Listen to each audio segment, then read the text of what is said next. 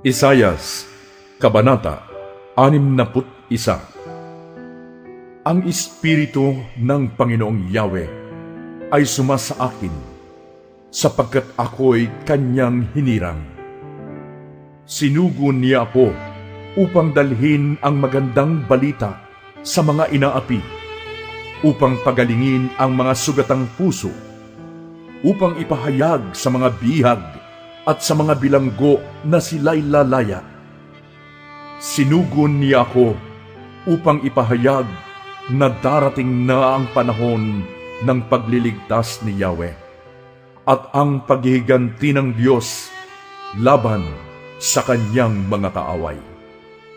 Sinugon niya ako upang aliwin ang mga nagluluksa, upang pasayahin ang mga tumatangi sa Zion.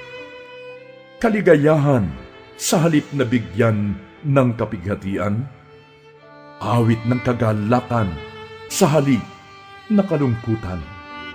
Matutulad sila sa mga punong itinanim ni Yahweh, na ginagawa kung ano ang makatuwiran, at maluluwalhati ang Diyos dahil sa kanilang ginawa. Muli nilang itatayo ang mga sirang lunsod na napakatagal ng wasak at tupok. Paglilingkuran kayo ng mga dayuhan, at sila ang magpapastol ng inyong mga kawan. Mga dayuhan din ang magsasaka ng inyong lupain at mag-aalaga ng inyong ubasan. Ngunit kayo na may tatawaging mga pari ni Yahweh at makikilalang mga lingkod ng ating Diyos. Pagpipistahan ninyo ang kayamanan ng mga bansa, ipagmamalaking inyo na ang karangyaang dati sa kanila. Sa halip na kahihiyan, ang bayan ko'y tatanggap ng kasaganaan. Sa halip na paghamak, sila'y magsasaya sa kanilang minana. Magiging doble ang inyong kayamanan, at ang inyong kagalakay magpasawalang hanggan. Ang sabi ni Yahweh, ako'y namumuhi sa kasalanan at pang-aalipin. Ang nais ko'y katarungan. Gagantimpalaan ko ang mga taong tapat sa akin.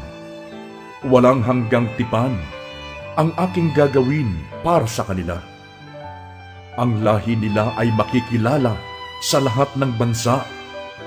Ang mga anak nila'y sisikap sa gitna ng madla. Sino mang makakita sa kanila ay makikilalang sila ang aking bayang pinagpala.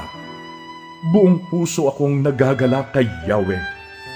Dahil sa Diyos, ako'y magpupuri, sapagkat sinuotan niya ako ng damit ng kaligtasan at balabal ng katuwiran, gaya ng lalaking ikakasal na ang palamuti sa ulo'y magagandang bulaklak, gaya ng babaeng ikakasal na nakasuot ng mga alahas. Kung paanong sa lupa'y sumisibol ang halaman, at sa hardin ay lumilitaw ang binhing itinanim, ipapakita ng Panginoong Yahweh ang kanyang katuwiran at papuri sa harap ng lahat ng bansa.